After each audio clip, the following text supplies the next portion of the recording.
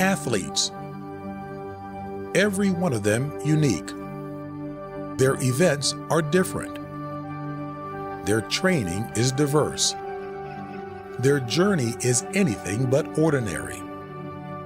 And yet, in the middle of all that uniqueness, there's one thing they have in common, one part of their journey that's consistent across all others. Every person who's ever played any sport at any time must, at all times and in all ways, overcome. And it's not only folks from the world of sports, businessmen and businesswomen, moms and grandparents, students who are finishing and only just beginning. All must learn to push through adversity and to experience their reward on the other side. Because the greatest rewards are always given to the ones who overcome.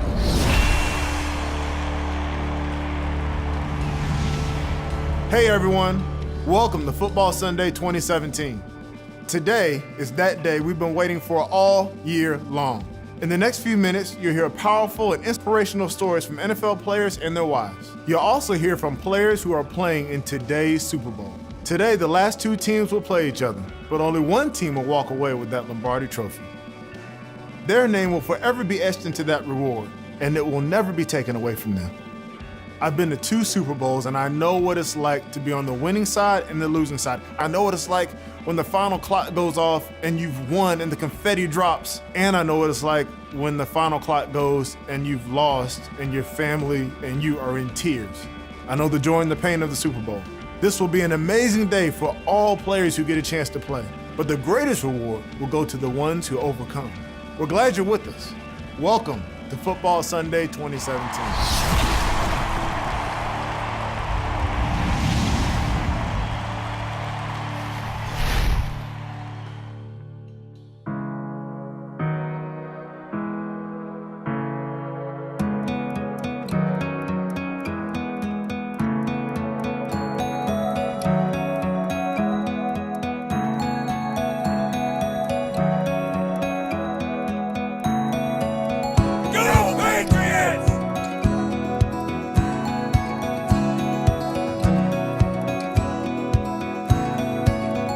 I really feel like the luckiest man alive. You know, I've been so blessed to have the experience that I've had here the last 9 years, and to be appearing in my 3rd Super Bowl. It's really hard to put into words. It validates why you do the things that you do, why you buy into the team mentality, why you support your brothers, why you do all those things when you get to go to a game like this, and you get to be a part of a game like this, and hopefully to win a game like this. Get to be here and have an opportunity to play in the Super Bowl.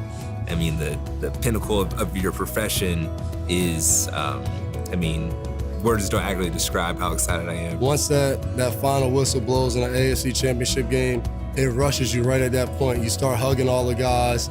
You're like, this is why we did all the things that we hated doing in the offseason, the workouts. It's all because we want to play in this last game.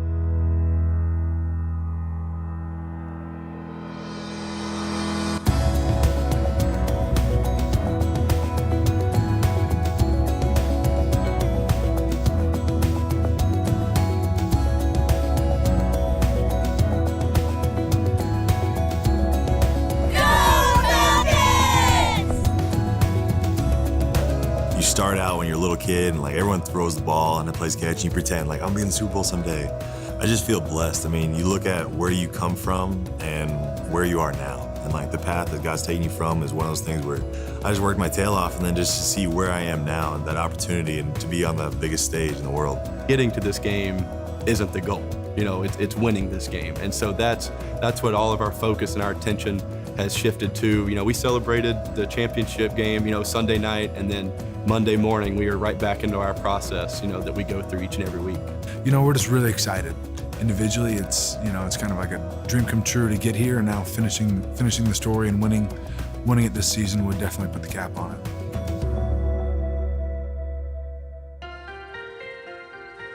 I got to know Anquan Bolden at the 2015 Walter Payton Man of the Year Award.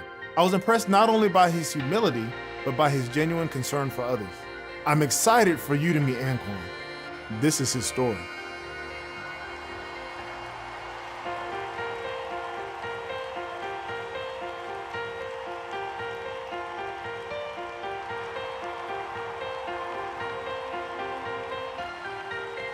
It's always been a dream of mine to play in the NFL.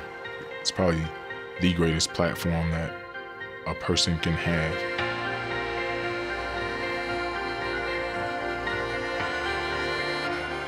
When I first got in the NFL, I was selfish. I wanted things my way, when I wanted it, how I wanted it. It was just a time where I felt like I had accomplished what I set out to do. Everything that I had went through as a kid, all the hardships, all of that, I felt like at that time it had paid off. I was in the NFL, achieved my dream, scoring touchdowns. So yeah, I was on top of the world.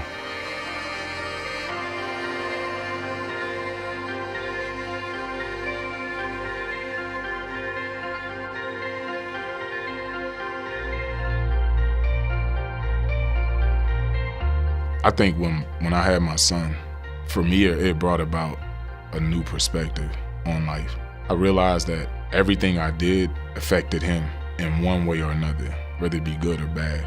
There was things that I went through in my life that I never wanted my son to go through.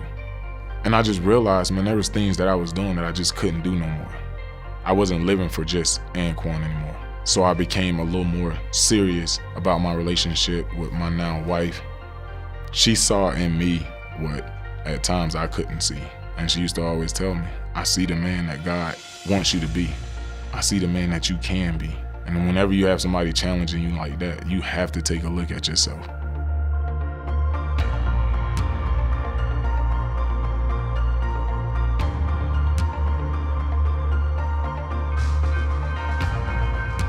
I want to be able to worship in every aspect of my life. I want to be obedient in every part of my life, in my marriage, in my job, in my finances. There's times where God is asking us to step outside of our comfort zone and go to Africa. There's other times where God is asking me to step out of my comfort zone and do an interview or speak before a crowd about my life.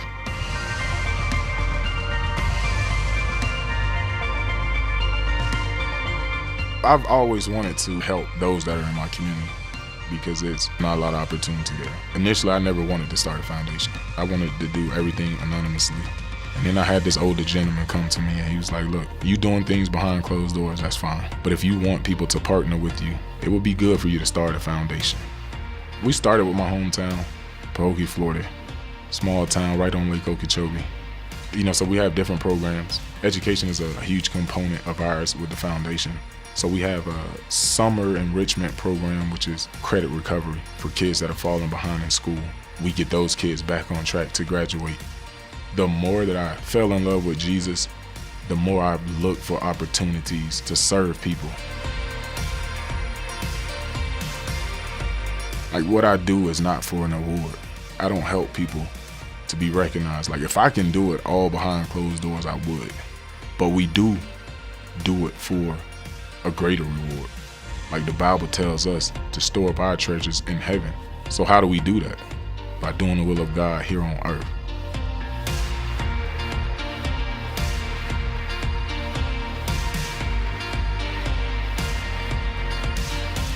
Until you really seek God, you won't